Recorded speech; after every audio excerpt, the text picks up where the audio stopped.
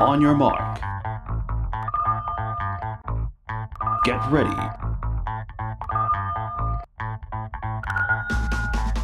It's time to go the distance. For sports news and sports review, get ready. It's The Pitch.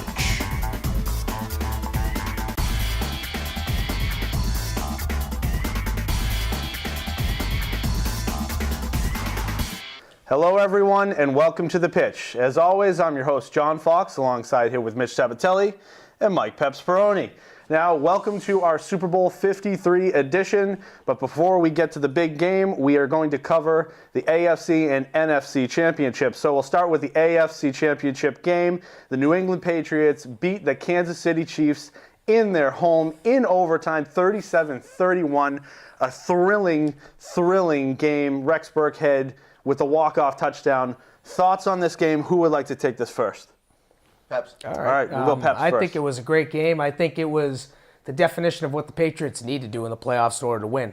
Because here's the thing. Everyone talks about their pass game, how versatile they are with the passing and how they use the running backs out in space.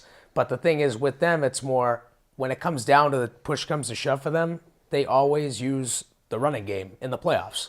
And that's what they need. Because people are like, oh, they're going to pass with Brady. Brady's the star. They're going to use him. But then they downplay the run game. And the run game produces big time to where that's what wins you games in the cold weather in December, January, and even in early February going to the Super Bowl when we talk about that. But I think it was a great game by the Patriots. I think the Chiefs weren't ready for what they had going on. And time of possession was the reason why the Chiefs lost. They held Patrick Mahomes to no points in the first half. They ran. The first drive is the longest Patriots drive ever in a playoff game, 8 minutes and 5 seconds. Yeah. And they took it all the way down. They kept him on the sidelines, and that's what you have to do. Same thing, you got to do the same thing against the Rams in the Super Bowl. Time of possession and the Chiefs having the ball for 8 minutes is the reason why the Patriots won and the Chiefs lost. Well, I like what you said there about the running backs because I feel like in the playoffs, it becomes a quarterback-type game, but in the Patriots, they like to do things differently. Like they use Sony Michel. Everyone said, okay, Sony had a good regular season, but once it comes to the playoffs, you're going to lean on James White. And Tom Brady did lean on James White. James White had a ton of targets. And, once they lost Josh Gordon, once they lost that outside threat, they were going to use a little bit more running backs. Obviously, Rex Burkhead wins the game. James White got a lot of pass catching. You had Sony Michel, like Pep said, just running all over the Chiefs' defense. But I feel like it was a tale of two different halves. I think the Patriots dominated a little bit better early, and then the Chiefs came back with Mahomes. But I think Brady was so electric and so vintage in that final drive and in overtime. I mean, 3rd and 10, you knew he was going to his two big guns there in Edelman and Gronk. And I know he made a couple mistakes. Brady made one of the worst mistakes I've ever seen him make in the end zone. When that whole play was all geared up to Gronk. They even had 3 tight ends lined up, and everyone knew that Tom Brady was going to go to Gronk. And that was terrible. That's the thing you never see with Brady. Like on that play, he was going to throw it no matter what. That's something that Brady never does. Never. That was the only play I've ever seen in recent history that Brady has just he was throwing it no matter what. So the last time he did something like that what. was when he did that with the Seahawks when he threw that pick in the end zone in that Super Bowl. That's the last time he pulled that one. I think that was choreographed, and you could see that. And Brady would admit, yes, he made a mistake there, but in that last drive in overtime, and I hate this whole notion about the whole heads and tails thing. We're going to get to the whole Saints thing in a minute, but the heads and tails thing is just all for Patriots haters because that's how it's always been. And they've even changed the overtime rule so that now it's, if you what about the laser, bro? Hold on. If you do get a field goal, the other team can come back and score. Tom Brady was just lights out, 3rd and 10, 3rd and 11, knew you were going to hit Gronk. And when it mattered the most, Edelman and Gronk was there for them. And Tom Brady was vintage, and that Hogan play was excellent. Edelman did not touch that ball, by the way. But Tom Brady is Tom Brady, and that's why. Once it gets to the big game, I'll always rely on Tom Brady. Here's the thing, they can't even really argue that Edelman call because ball don't lie if that's what people feel because the next play, first play of the drive, through Edelman's hands, off his hands, pick. Yeah. So that canceled out anyway, so people can't really complain about that. He made up for it, though. Yeah, he did make up for it many times. He made some unbelievable catches, but Brady throwing in some tight windows, which certain people said that he can't do anymore, which is clearly false because they just don't like the Rob Patriots. Parker. Max Kellerman. But, also, it's just, I think it was just a great game played by them. I think they got outcoached. Andy Reid, in games where it matters, he doesn't come through. Has Max Kellerman ever played a sport? Why are you an analyst? Like, seriously. No, I'll tell you one thing. That clip's really big. Well, I Because think he's Max been trying to fall off that cliff for a long, long time. And he's still. I mean, what's it called? That kind of like to that. Kind of a plateau of that cliff because he's been on that cliff for a long, long time, and that plateau keeps on going. living He's on not the falling edge. off. Yeah. Aerosmith. I feel like Max Kellerman's on the cliff on his whole job as an analyst. Oh, he's just a I feel like moron. He's about to fall off and possibly get. But I think he just says things to just say things. and now Rob Parker, he's just an idiot. Rob Parker comes on and says he's got to move to Mexico. I don't care if you move to Mexico. He's like, the Patriots win again. I'm moving to Mexico. You can't be doing that.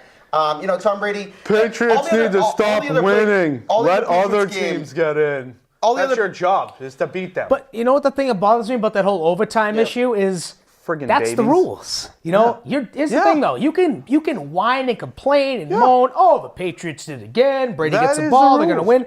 You do realize, Andy, this is where coaching comes into play. This is where Andy Reid blew the game. On one of those 3rd and 9, 3rd and 8, 3rd and 10s, one of those 3 plays, why are you not calling timeout? Well, Your first of defense's all- hands yeah, are on first their of all- hips and they're first of all- exhausted. Tom Brady has that whole rhythm. When he's in his rhythm, you have to call a timeout. You gotta call a First of all- timeout. That's first just of very all- stupid by Andy Reid. He cost him the game. First of all, what cost the Chiefs the game, I believe, is them not running down clock in the second to last drive, not their final drive, which tied the game. Okay, but that second to last drive, they were passing it on first down every single play. Yeah. If they don't do that, I think there's a good chance they beat us right there. cost the Saints too. Yeah. Also. Yeah. Well, and I think part of that is because something else cost the Saints, but you gotta run the ball at if least once. If things happen according to plan, if they did have Kareem Hunt was their runner. Damian Williams is more of a pass. Right when I knew, right when I saw Damian Williams Kareem, had a great exactly. game. Damian Williams was 3 amazing. touchdowns, 90-something yards. Damian Williams he played was a fine. beast. But that's because they took away Kelsey and Hill. Yeah, and that's the whole thing. But vintage Brady. All right. Well, before we move on to the NFC Championship, thoughts on the Chiefs next season? I think they're going to be right up there as probably the AFC favorite. Probably. I've never seen it. I'm going to say that, it's basically a red shirt rookie campaign for Patrick Mahomes. He's going to win the MVP. The kid's a complete stud. Yeah. He's Aaron Rodgers with probably a little bit more durability. This was his He rookie reminds season. me. I don't He care. reminds me his mannerisms like Favre. Yes, He doesn't care. No, He'll throw the ball. I think that's doing Mahomes not enough justice. I think Brett Favre's one of the best quarterbacks of all time. Right, but he makes a lot of mistakes. I didn't see Patrick Mahomes make a lot of mistakes. To me, he looks like threw some costly picks. Okay, but many times. to me, he didn't make many any turnovers times, this but game. in that game, he didn't turn over the ball once. No, I know he he made did. a bad Yeah. sack, Well, but that's how good the He Patriots played are. it safe. He played it safe the first half, which Also, that didn't work out. Let's put it this way: that year that Patrick Mahomes had, I don't remember a single year Brett Favre. Oh had no, that kind of I'm not stat. discrediting Mahomes. this was I'm saying, okay. I'm saying, I don't care. I don't care but if here's the Mahomes thing. played like 3 games or like a few snaps last year and amounted It's to just the way 200 he, yards. The way he throws this was without Mahomes' fear is what rookie I'm trying season. To say. That's what I'm saying. The way he throws out fear into tight windows, he don't care. I know He's it's a got guts. He's got pass-happy guts. league. It's like I know. Ben Simmons. I know it's a pass-happy He's a league rookie. right now. But I when think do you Favre's see? a compliment When do you in see an any NFL? conversation. When do you see an NFL quarterback, their rookie season, basically, just go out there and ball out for 5,037 yards and 50 touchdowns? 3 rushing touchdowns. Oh, yeah, that That's touchdown to insane. pick ratio is That's unbelievable. Insane. Oh, But That's not only ridiculous. was he stats, he wasn't just stats. He looks like he has that clutch gene, and that clutch gene is just going to. He is one of the scariest quarterbacks. He's one of the scariest quarterbacks, and he's only going to get better. I believe. Well, the thing One big issue is, and I know he's a really good coach, as Andy Reid, like Peps and Fox have said. I mean, obviously it's a track record now. You have the Eagles and back in 2004. Now you have Andy Reid. He can always get you there, kind of like Norv Turner. He's never going to win the big one. They need a new up and coming youth coach. I think a big problem with that, he thought it was the KFC championship, not the AFC championship. Yeah. So I think he was a little displeased when he found out. I think C.J. Anderson also think it was because he's not really used to being in that game. So all right, all right. right. Moving on, the NFC championship. This one of the most controversial games of all time. It will be. All right, let's talk about this one. The Rams defeat the Saints on a 57-yarder field goal. Greg Zerloin, another overtime game that shouldn't have gone to overtime. We'll start with you on this one, Mitch. Thoughts on this game? Well, I have a lot of thoughts, obviously. I think there's a couple things that are overlooked. The Saints went off in a huge first quarter, huge half. And yes, we all know about the Roby Coleman call. And we all know that Sean McVay says, yeah, it was a bang play. And before people say something, yeah, we all know that happened. We all know that Roby Coleman also said that he admits that, you got to get anything that happens, you got to let it go. But two things that I don't want to overlook. Greg Zuerlein, 57-yard kick to win that game. That is close. The Rams defense in that second half Goff not crapping They missed himself that. after the halftime. They missed that. The Rams lose. Saints win. And also, as good as Drew Brees has been in that regular season, he was so good in that half. You need to keep the pedal on the metal. You need to keep on riding Kamara and Ingram. There's 3 guys that I wanted to do a lot better in that second half, and it was Drew Brees, Kamara, and Ingram. Michael Thomas, he's had a great season, but Sean McVay and, of course, Wade Phillips is so good on defense that you can put a couple corners. You can put Aqib Talib or Marcus Peters on him. I really wanted that run game to step up. I really wanted Drew Brees to show why he should be the MVP runner-up, which he probably will be, and why he's a top 5 quarterback of all time. And I didn't see that in the second half. The Rams defense really stepped up. Whatever the Saints were doing in the beginning, it really hurt. The decibels went down. The fans were so electric in the first half. I think they got a little bit too content with being, having the 2-touchdown lead, and it could have been a lot. It could have been a lot worse. They could have been up 21, 24, nothing. Oh, yeah. And they let it come back. And once it ended up being just like a 2-score game at half, I predicted, like I predicted in the beginning, the Rams were going to win, and they did. Well, the thing is, it's like, the pass interference call, that was obvious. But you know what the thing is? You shouldn't be letting it get to that. You're up 13-0. Yes, You're at home. You have the electric crowd behind you. How do you not put your foot I do their understand throat? that, but when it's something as blatant as that, I understand, like, but there was also a bad. blatant face mask that Yeah, Jared Goff got that led to a field goal that should have been a touchdown if it was first goal to 2. So it does go both ways. I completely agree. That was a hard call. Not only call. I didn't realize, if it wasn't the pass interference, I didn't realize it was also a Helmet. But here's the thing, helmet. and this It was is two big and ones this, in a row. and this is the issue. You can't miss those calls. And you this can't is- miss those this calls. is a problem. You just This- literally cost them their whole season because you're a moron. You can't. And possibly you can't do future one drop. trips 'cause your come quarterbacks on. his last You're- couple of you're- years. You're inside the So- 2-minute warning. You're inside the 2-minute warning if you're a ref. You have to do your job. Yeah. Like, seriously. No, I agree. But These are supposed to be the best refs in the whole league. my too. biggest issue here, though, also is you have first down and 10. I get you want to go for the gusto, but it's tied 20-20 with a little over 2 minutes. Why are you not running the ball any of those 3 plays? You're just leaving yourself open for problematic circumstances.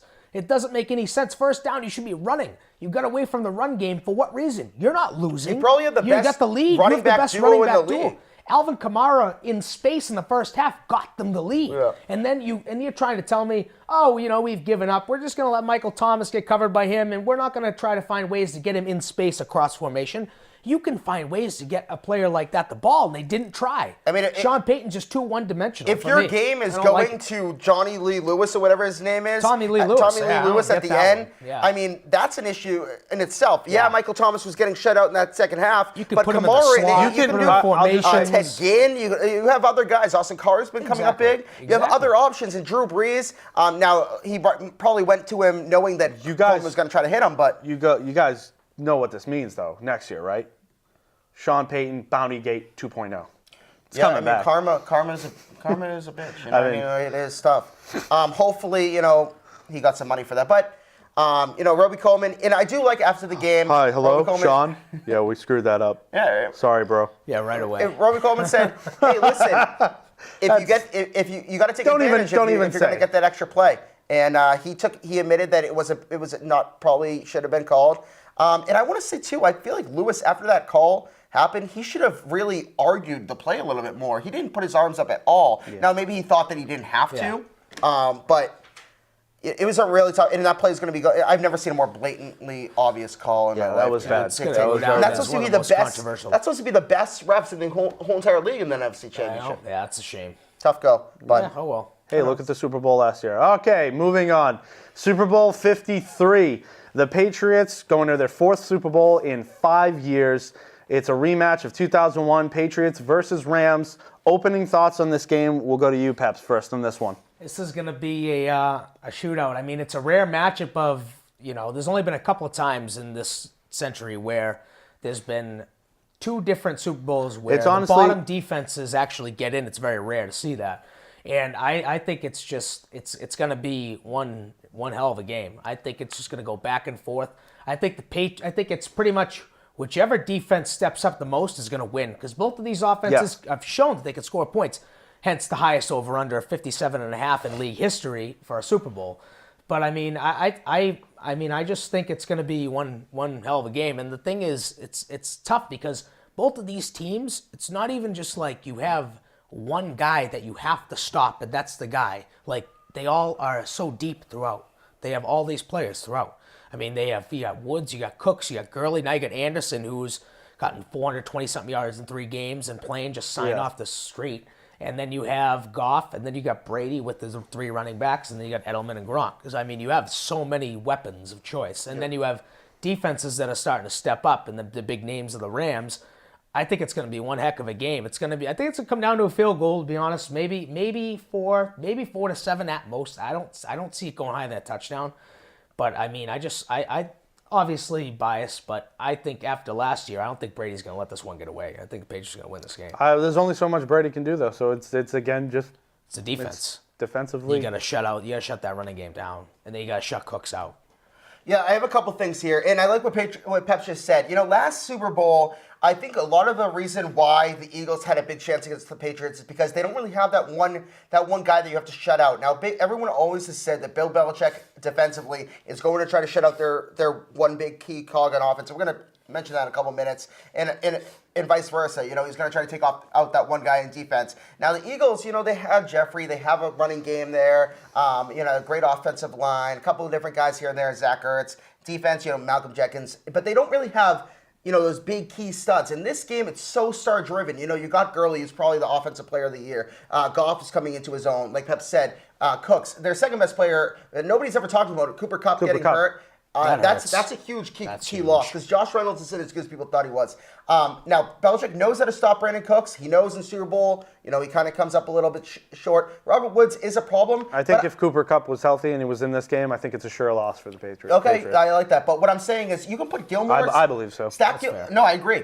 You can stack Gilmore up 1-on-1 and Robert Woods. I think Gilmore has one of the best FTP cornerback to wide receiver ratios in the league this year. Put him up on Woods. That should be an easy 1-on-1 battle. Have J.C. Jackson with one of the McCourty brothers on Robert Woods is a very versatile player. He's great. Stephon Gilmore was an excellent cornerback this year. I think. You know what's one big thing before you go, Peps, is Gurley was no show in that NFC Championship, and maybe they're saving him for the Super Bowl. Maybe, but if you don't get to the Super Bowl, why are you saving for? That's true. Now you have C.J. Anderson, who, like you said, just got pulled up on the street. I'm not worried about C.J. Anderson, and I'm not worried about Todd Gurley anymore because that whole team to me. I usually worry about players we say don't worry about because it's always just a contradiction. Well, I said Damon Williams is gonna have a good game. I don't think C.J. Anderson.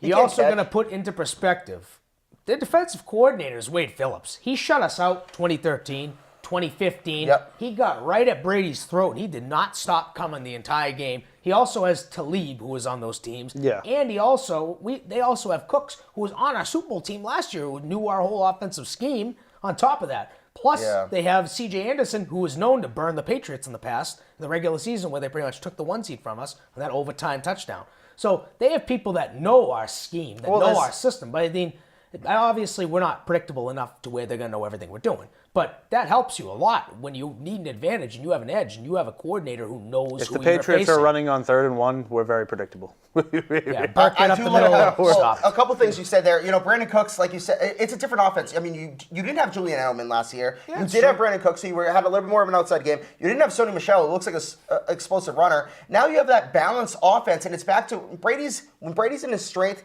he has a really good pass-catching running back, like he did with Shane Vereen, like he did with James White.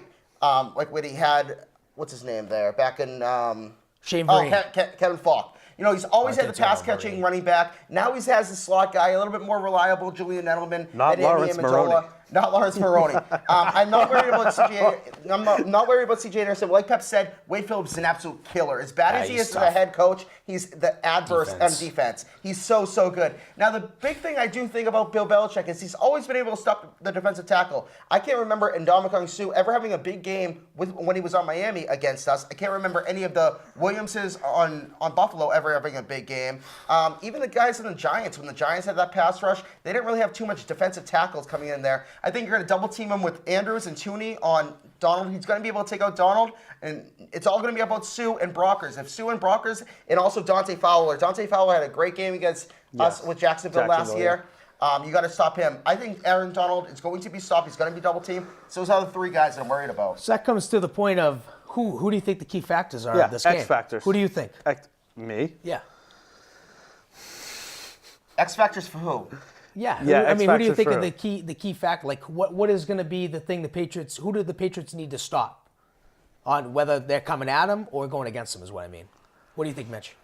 I think the Patriots obviously, and now a lot of people are saying like that you got to stop Woods. There's a lot. Cooks. I mean, they're going to stop the running game because Do you think like their D line is going to be a big part of? No, that's what I'm going to say. I'm going to answer. Yeah. I think they're going to try to take away Aaron Donald and Sue as much as they can, but they're going to pinpoint on Aaron Donald. They're going to let Talib. They're going to let Peters go one-on-one. And on offense, a lot of people say, maybe you got to take out Reynolds, maybe you got to take out Cooks, Woods. You got to stop the running game. Whether it's Gurley, and I know Gurley had a bad game last week. Gurley's going to be back. He's going to be the key cog, and they're going to try him in the first half. And if he isn't good, then the Patriots are doing what they're supposed to be doing. I honestly guess it would.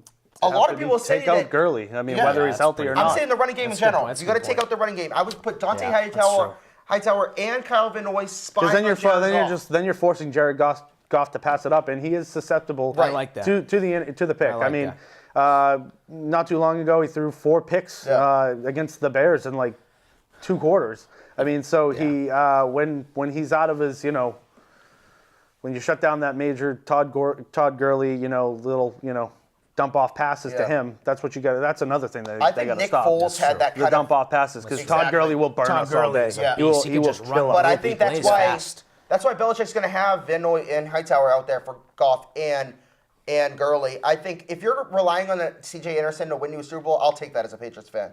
But there's a couple things. Obviously, and a lot of people don't give the Saints enough credit for how they did stop Gurley in the first half. They did pretty well, and that's why they went to C.J. Anderson. They only weren't gave ready him 5 for it. touches, though, too. But that was 5 touches? What are you doing there? I mean, you didn't do got a anything. touchdown. Yeah, but they went to C.J. Anderson. Oh, CJ, you're right about the run game because CJ was 16 and 44. He didn't really do much. Right, and they're doing pretty well. I think that's what Belichick's going to try to do because Jared Goff is not as smart as Nick Foles. I feel like Nick Foles had kind of like that mystique going into the playoffs. He kind of took over for Wentz, and he kind of had that whole aura about him. Jared Goff, I would love to see Jared Goff try to make a play at the end of the game. Yeah, the Patriots defense just needs to. They just need to come up clutch. They need to play. They need to play like nothing's on the line.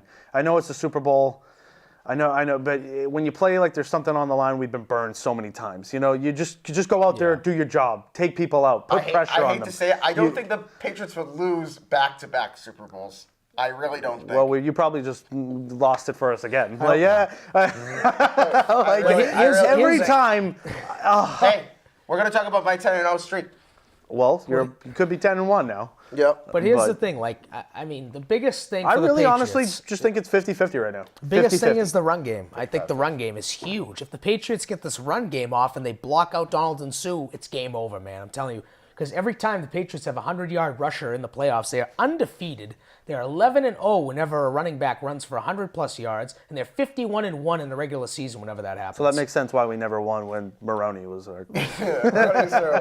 One big thing that nobody's talking about the Patriots, and the last time the Patriots lost and not made the Super Bowl was against Denver. That offensive line was trash. They lost Scarnecchia, and now this offensive line, Trent Brown looks absolutely devastating. Joe Tooney, David Andrews, Shaq Mason, and Marcus Kennan, they look awesome. Now you put Devlin and Gronkowski more in blocking. I mean, there's like Gronkowski's 6-7 guys. Blocker. Yeah, there's like 6-7 guys in that line, and Devlin's really, really underrated. That offensive line is almost as good as the Rams' defensive line, and I think it's going to be aren't the Rams kind of bad against the tight end protection, like the tight end coverage? Yes. So.